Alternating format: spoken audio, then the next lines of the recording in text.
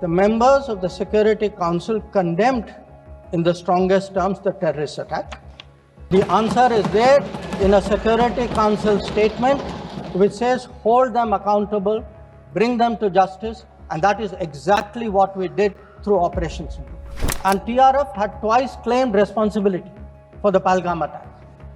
Pakistan defended the TRF. Again, thanks to our diplomacy, the TRF has been designated as a global terrorist organization by the US government. And the same Pakistani foreign minister who took so much pride saying, I defended the TRF, says, well, now if the US has done this, we accept it. The common message was, India is exercising its right to defend itself against terrorism. Honorable Chairperson, I rise to apprise this august House of the foreign policy dimension of our response to the Pahalgam terrorist attack, going into the preparations for Operation Sindoor and how foreign policy was handled during Operation Sindoor. As all the honorable members would appreciate, it was important to send a clear, strong and resolute message after the Pahalgam attack. Our red lines had been crossed and we had to make it very apparent that there would be serious consequences. As a result, the first step which was taken was that a meeting of the Cabinet Committee of Security took place on the 23rd of April. And that meeting decided that one, the Indus Waters Treaty of 1960 will be held in abeyance with immediate effect until Pakistan credibly and irrevocably abjures its support for cross-border terrorism. Two, the integrated checkpost Atari would be closed with immediate effect. Three, Pakistani nationals who were traveling under SARC visa exemption scheme will no longer be allowed to do that. Four, the defense, naval and air advisors of the Pakistani High Commission would be declared persona non grata. And five, the overall strength of the High Commission would be brought down to 30 from the number of 55. It was very clear, Honorable Speaker, sir, that after this first set of steps approved by the Cabinet Committee on Security, that India's response to the Pahalgam attack will not stop there. Our task, from a diplomatic perspective, from a foreign policy approach, was to shape the global understanding of the Pahalgam attack. What we tried to do was to bring out to the international community Pakistan's long-standing use of cross-border terrorism. We highlighted the history of terrorism in Pakistan and how this particular attack was meant to target the economy of Jammu and Kashmir and to sow communal discord among the people of India. Our messages were two. One, zero tolerance of terrorism, and two, the right to defend our people against terrorism. So all the interactions we did, the diplomatic briefings, we called all the embassies for briefings. We interacted with the media. All of this was aimed at these two objectives: zero tolerance of terrorism and the right to defend ourselves, right to defend the people of India against cross-border terrorism. Now, the focus for our diplomacy was understandably the UN Security Council. And Honorable Speaker, sir, the challenge for us was that at this particular point, Pakistan is a member of the Security Council. We are not. So we had to achieve our objectives in a Security Council where Pakistan is a member. Now, our goals in the Security Council were two. One, to get an endorsement from the Security Council of the need for accountability, and two, to bring to justice those who perpetrated this attack. And I am glad to say, Speaker Sir, and I hope that this is appreciated and recognized by the House. If you look at the Security Council statement of 25 April, the members of the Security Council condemned in the strongest terms the terrorist attack. They affirmed terrorism in all its forms and manifestations constitute one of the most serious threats to international peace and security. And most important, the Council underlined the need to hold the perpetrators, organizers, financiers, and sponsors of this reprehensible act of terrorism accountable and bring them to justice. I highlight this, Speaker Sir, because this statement of the UN Security Council resonated throughout the international community. So when many honorable members asked today, where was the world on Pahalgam? I think the answer is there. The answer is there in a Security Council statement which says hold them accountable, bring them to justice, and that is exactly what we did through Operation Sindoor. Now, I also want, Honorable Speaker Sir, through you, to bring to the attention of the House a very interesting development pertaining to the TRF, the Resistance Front. When the Security Council was debating this on the 25th of April, and TRF had twice claimed responsibility for the Pahalgam attack, Pakistan defended the TRF. Pakistan tried to get any mention of TRF excluded, and in fact, the Pakistani foreign minister told his parliament that this is a great diplomatic achievement. Now, I mention it because today, again, thanks to our diplomacy, the TRF has been designated as a global terrorist organization by the US government, and the same Pakistani foreign minister who took so much pride saying, I defended the TRF, says, well, now if the US has done this, we accept it.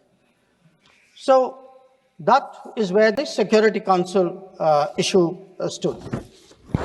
If I could then, sir, move on to the diplomacy from 25th of April till the commencement of Operation Sindoor. During this period, there were obviously a number of phone calls, a number of conversations. At my level, there were 27 calls. At Prime Minister, I think almost 20 calls. About 35, 40 letters of support came in. And what we tried to do was to create a narrative, prepare the diplomacy for the launch of Operation Sindoor. And the result of that diplomacy, Honorable Speaker, sir, there are 193 nations of the members of the United Nations. 193. Only 3, apart from Pakistan, opposed Operation Sindoor. Only 3.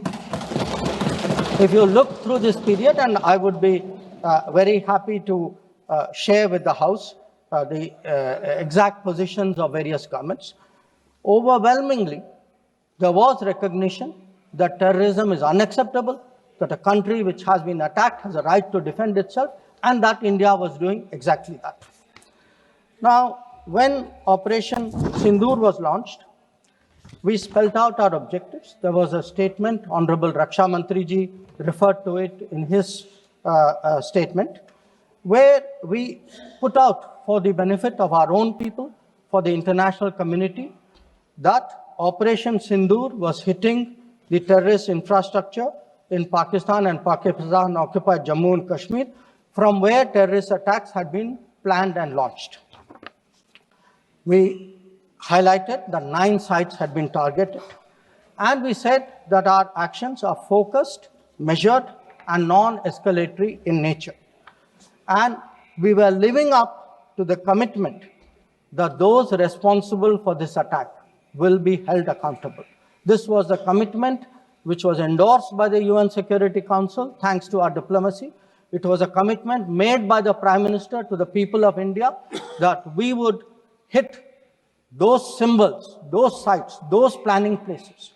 So today, when I hear many questions from across the aisle, I want to say Which one of you imagined that Bhavalpur and Muridke would be brought down the way it was? Which one of you thought it? When did you even think of it during your tenure? Did it even cross your mind? In fact, on the contrary, you ruled it out after 26/11. So I think our objectives are very clear. We wanted to send a message to the terrorists. We wanted to send a message to Pakistan that do not continue this support for terrorism. And I think on the morning of 7th of May, that message went home loud and clear. Now, sir, during this period, there was, when the operations were on, when the conflict, when the activities were on, operation is still continuing. A number of countries, number of their leaders, ministers, others called up. And they called up because people wanted to know what is happening. People wanted to know what is the thinking of India. People wanted to understand what we are doing. And I would like to share with the House, sir, through you, to everybody, we gave a common message. The common message was India is exercising its right to defend itself against terrorism. Number two, the targets which were hit on the 7th of May are known terrorist headquarters and infrastructure. Number three, there will be no mediation. Anything between us and Pakistan is bilateral. Number four, we will never bow down to nuclear blackmail. Number five, we are responding to Pakistani military attacks because after Operation Sindoor was launched, they had started targeting our military facilities. And we will continue to hit the Pakistani military. If the fighting is to stop, Pakistan must request it. And that request must come through the designated channel of DGMOs. This was a common message that we had given to many people who had called us during that period. Our position was very, very clear in how we were approaching the progress of Operation Sindoor. Now, sir, many members asked,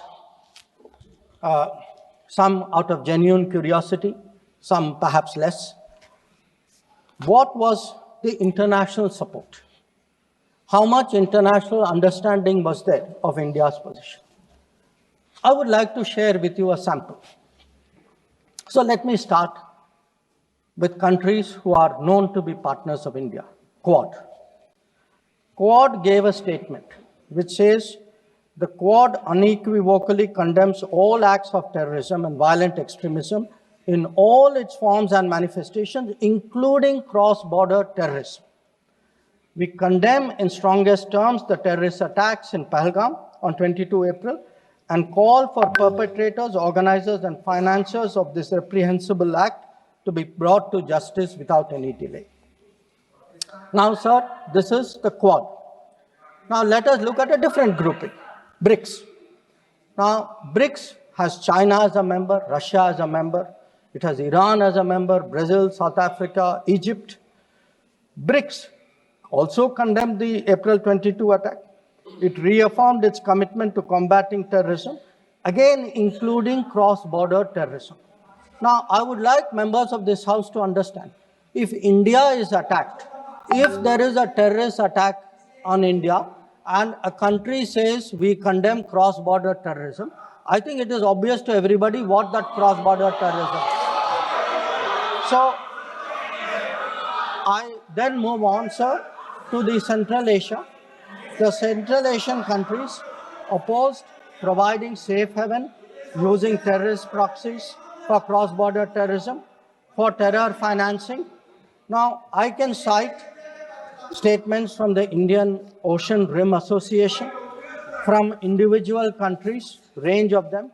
President Putin, for example, has said, he wrote to our president and said this brutal crime has no justification whatsoever and its perpetrators will face a deserved punishment.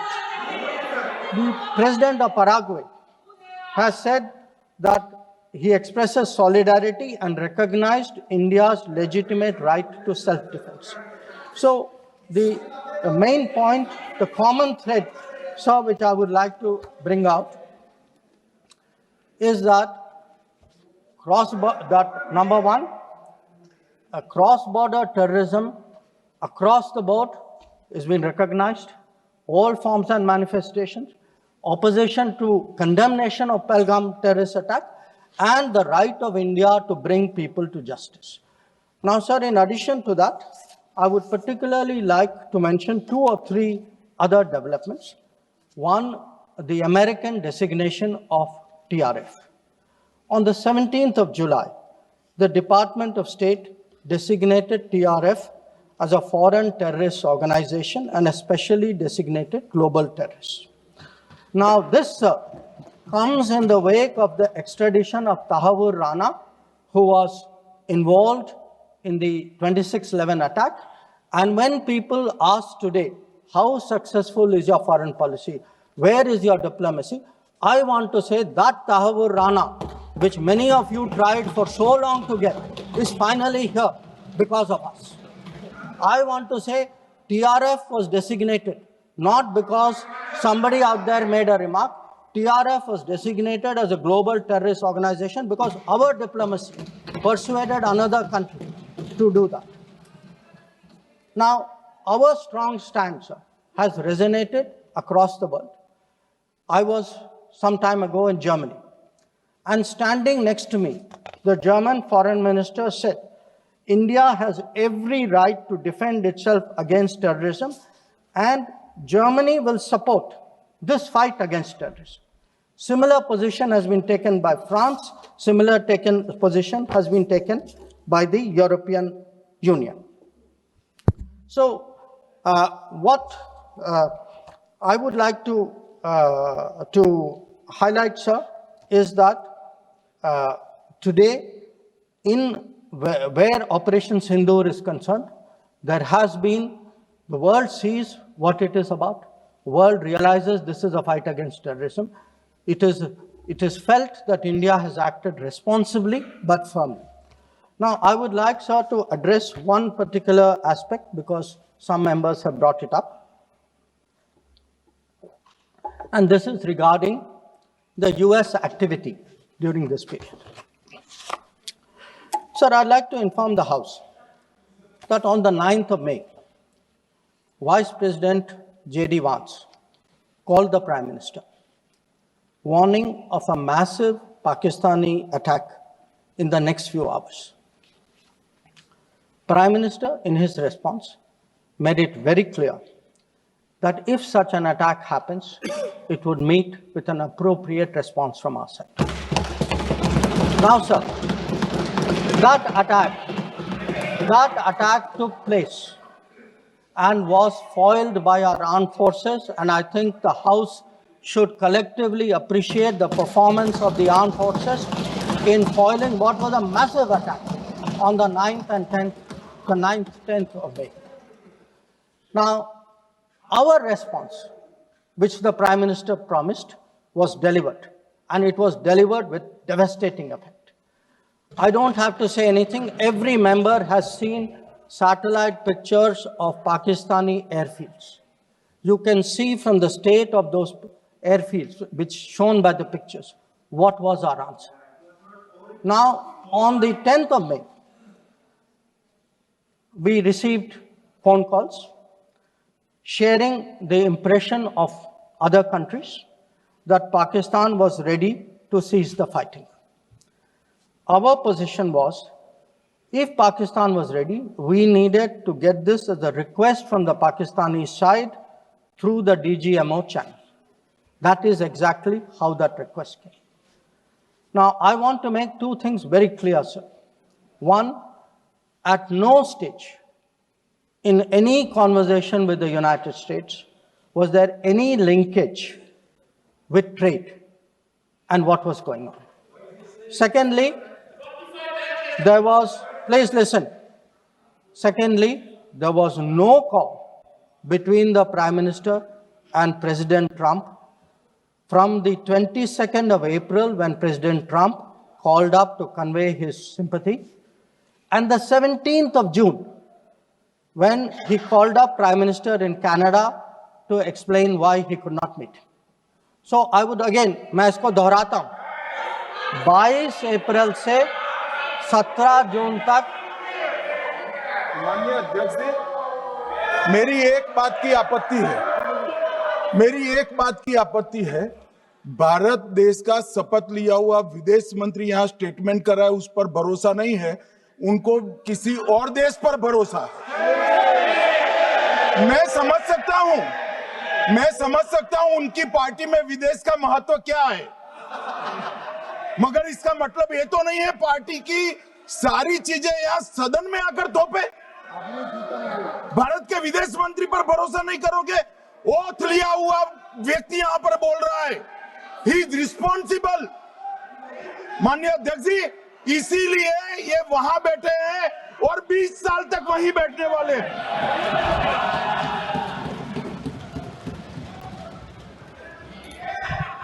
Honorable Speaker, sir, in the course of the debate today, some points were made by members of the opposition. I would like to respond to some of them. We were asked, why did you stop at this time? Why did you not go further? Please see who's asking this question.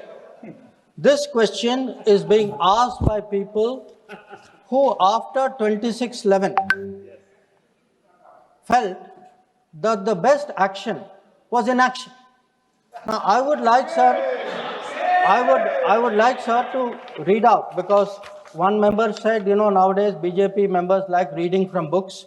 You get the truth in books. Sometimes you don't like what we read in books. So let me read out, sir, 2 excerpts from a book by the National Security Advisor of the UPA government.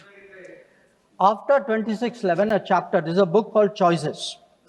He says, on sober reflection and in hindsight, I now believe the decision not to retaliate militarily, but to concentrate on diplomatic, covert and other means was the right one for that time and place. This is what he says. But did he even do that? Because 26/11 happened in November of 2008. What was the reaction? The reaction was Sharm el-Sheikh. Was that diplomatic? Was it covert? Was it military? Now, what did Sharm el-Sheikh do? In Sharm el-Sheikh, the then government and the Pakistani Prime Minister agreed terrorism is a main threat to both countries. Now, today, sir, people are saying, America is hyphenating you, Russia is hyphenating you. That is what I heard Deepinder Huda ji say. Hello, you are hyphenating yourself. I mean, you did not need a foreign country to say, please link India to Pakistan. Your own government was saying, India and terrorism is a main threat to both countries. And then they said, terrorism should not be linked to the composite dialogue. And worst of all, they accepted a reference to Baluchistan in that. Now, here is a country reeling after 26/11.